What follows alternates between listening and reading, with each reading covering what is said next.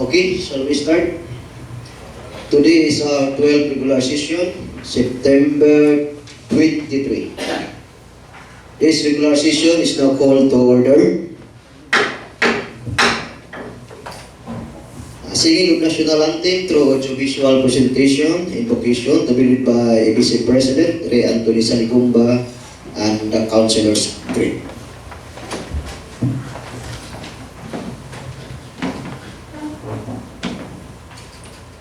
Ang pambansang awit ng Pilipinas.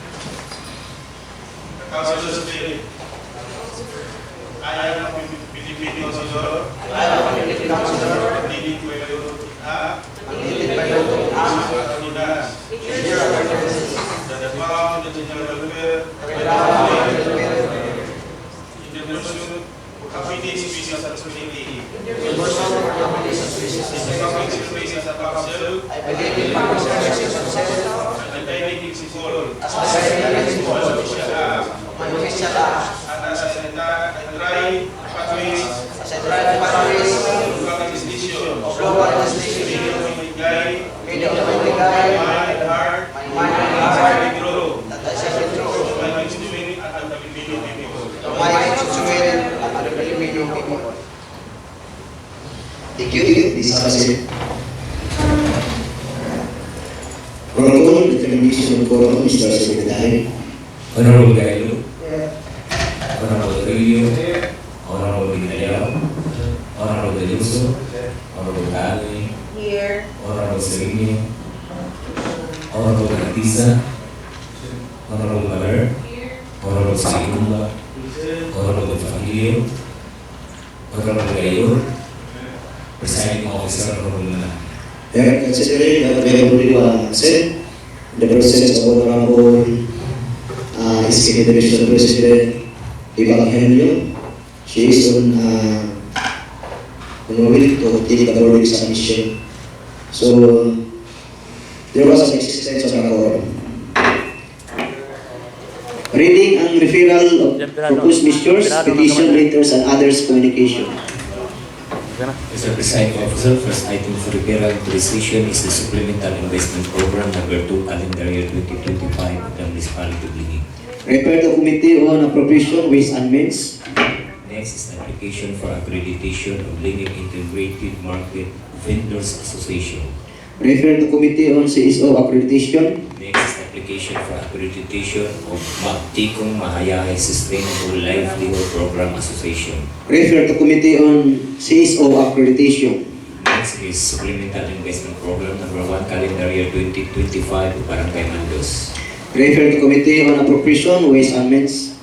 Next Next is the urgent request from the Municipal Mayor for the authority to enter into MOA with the Philippine Fiber Industry Development Authority Regional Office 13 and the Pelusang Pagbabago Living Farmers Alliance Association in support of local farmers and community development. Refer to Committee on Agriculture. Next is proposed resolution earnestly requesting the LTO Regional Office 13 Caraga Region through Attorney Alin D. Pangandaman, Regional Director, to establish a semi-permanent or regularly scheduled LTO mobile office and prompt LTO services closer to the resident. The proponent of this is Honorable Biloso. Refer to Committee on Transportation, chaired by Honorable Salicumba.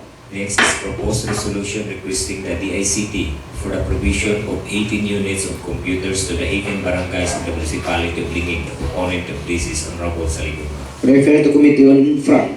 Next, it's not written in the calendar, but it's an urgent request from the Municipal Mayor for a resolution authorizing the Municipal Mayor to enter into data turnover agreement with the Philippine Statistics Authority.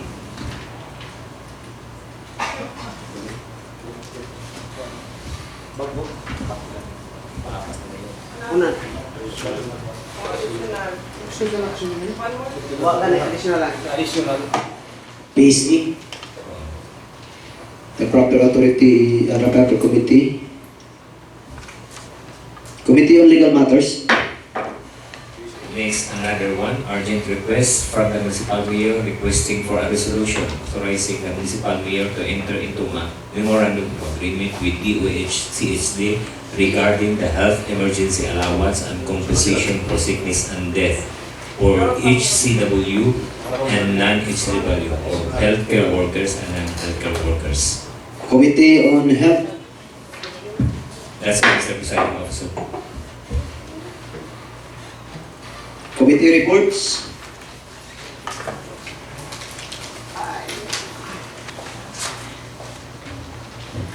Mabuhay, good morning everyone.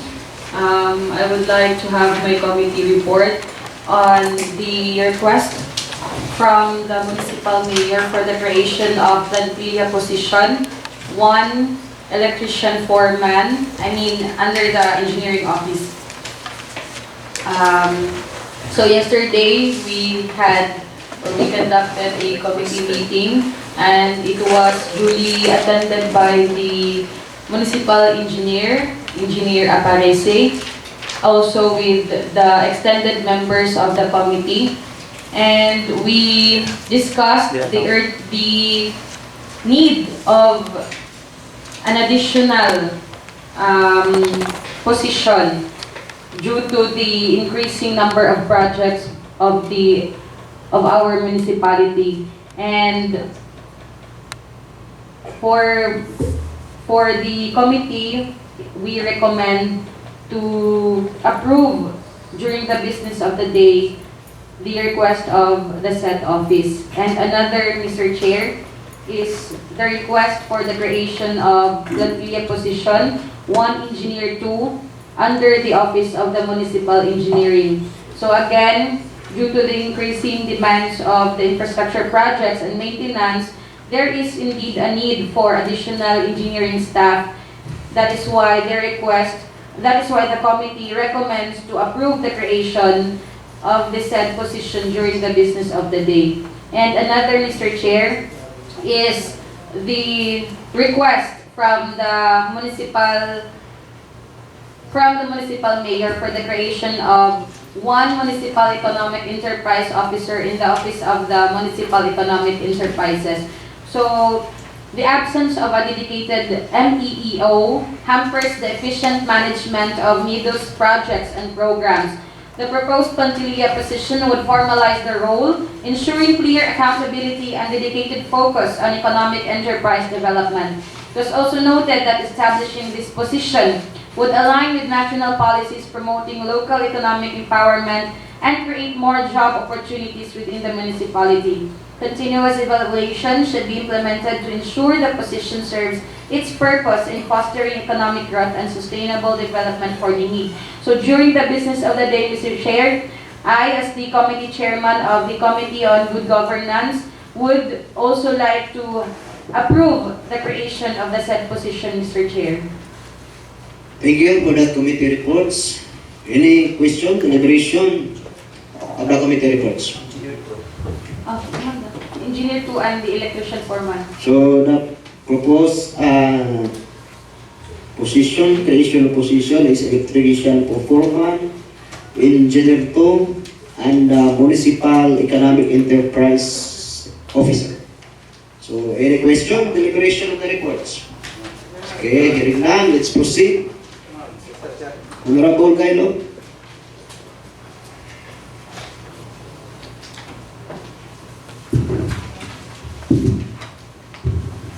Good morning.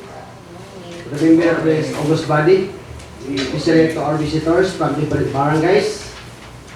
So this morning I want to report the result of committee yesterday. Committee on Cooperatives and Civil Society Organization Accreditation, September 22, 2025.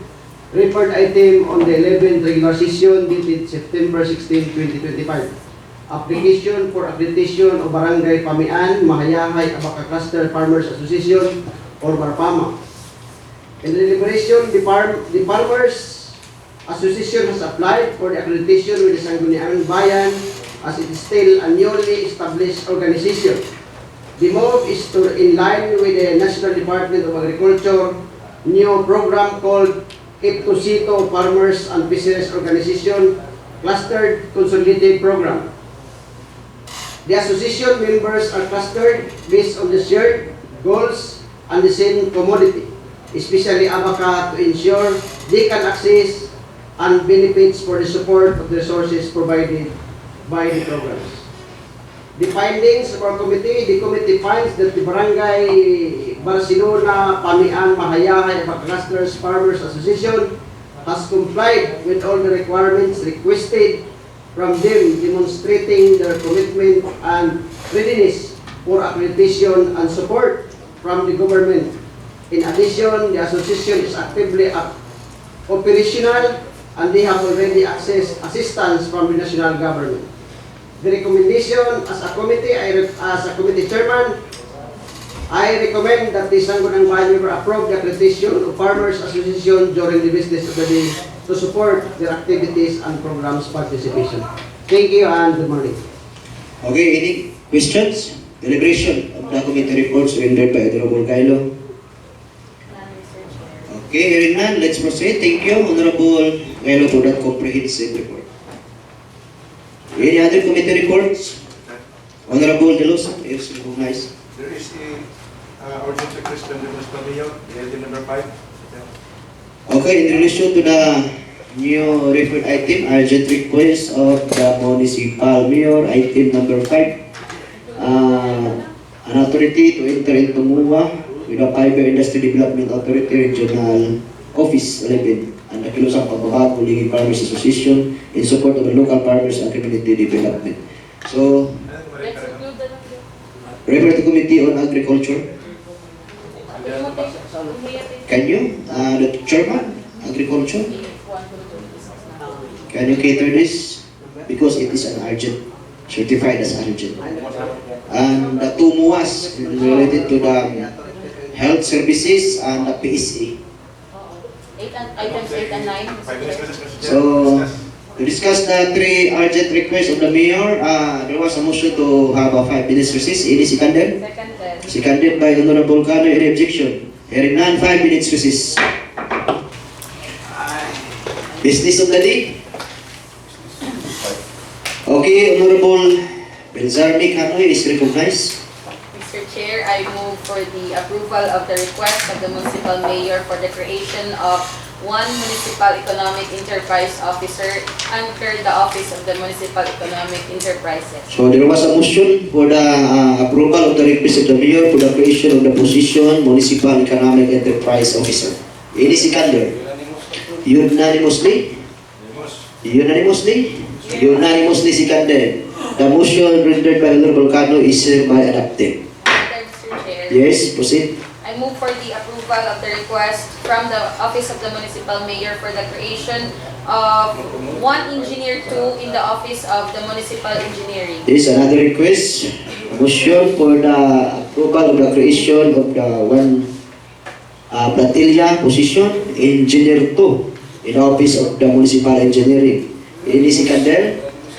Unanimously again. So the motion rendered by Honorable Canoy is hereby adopted. That's Mr. Chair. Yes, proceed, Honorable Canoy. I move for the approval of the request from the Office of the Municipal Mayor for the creation of plantilla position 1 electrician foreman in the Office of the Municipal Engineering. So creation of one position, electrician foreman assigned to the Municipal Engineering. There was a motion of Honorable Canoy. It is seconded.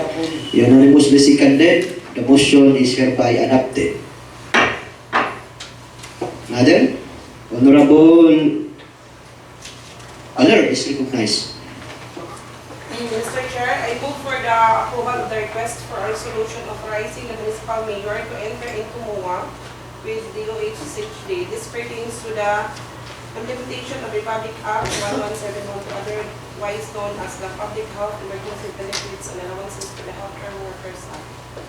Okay, it's a pending motion, Honorable Paler, because We are still in. ngayon lang na-repair. Then, No, it's it's a, urgent.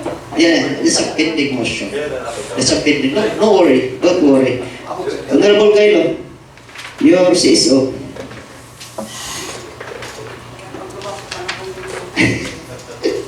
Mr. Chair, I move for the adoption, I move for the accreditation of the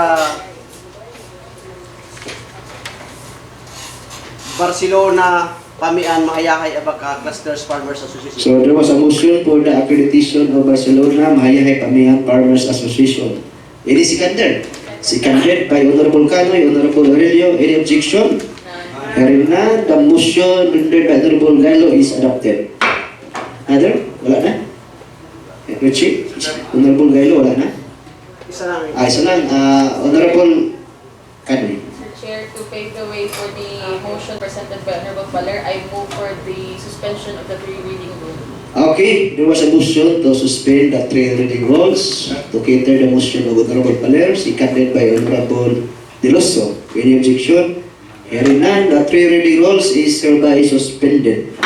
There was a pending motion of Honorable Paler. Any seconder? Unanimously seconded. Unanimously seconded. Okay, the motion of Honorable Paler is hereby adopted.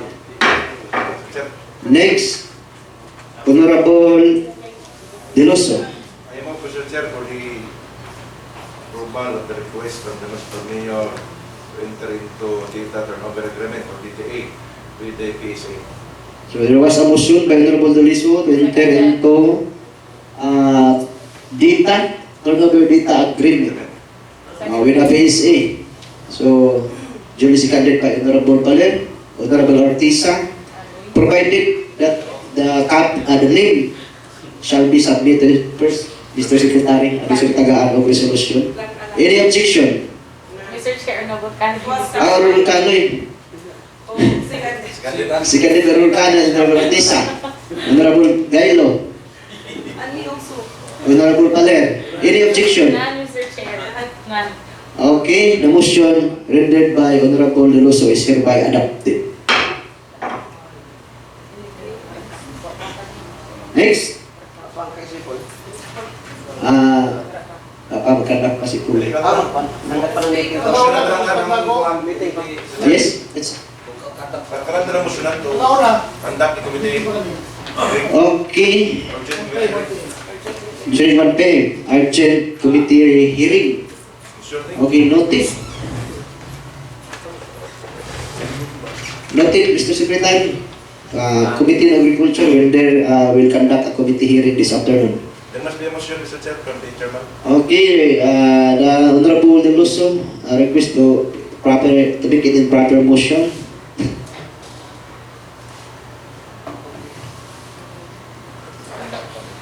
Conduct a committee hearing this afternoon. With regards to this urgent MOA, we request for a committee meeting, and not a committee meeting This afternoon. So the resource person is mandatory. Kilusan Pabago President, Superior Olayon, and the Department of Agriculture. Okay, the Kilusang Bago and the office shall attend the committee meeting. Ini seconded. Seconded by Honorable Aurelio, Honorable Cano, Honorable Deloso. Any objection? Hearing none, the motion rendered by Honorable Sereno is hereby adopted. Next, Honorable Deloso. I move to restore the rules, Mr. Chair. Seconded. The rules is resumed. Okay, next.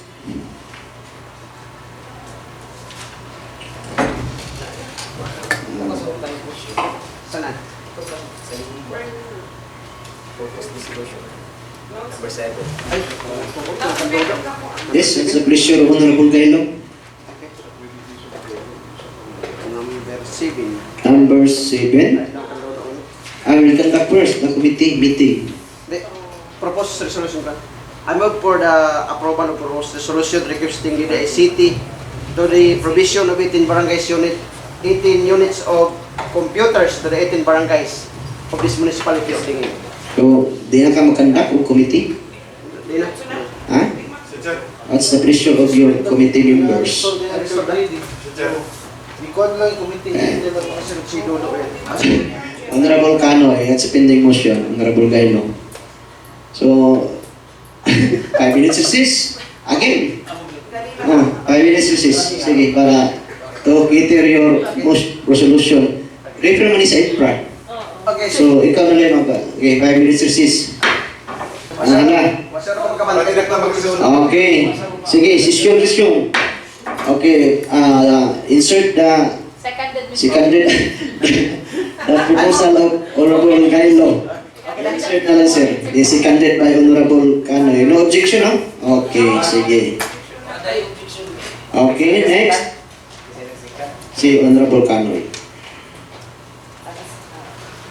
Oh, announcement. Sa Tupuan Committee, Mr. Chair, there is nothing to be announced. I move for the adjournment. There was a motion for the adjournment of the session. Seconded by Honorable Saligumba, Honorable Paler. Session is adjourned.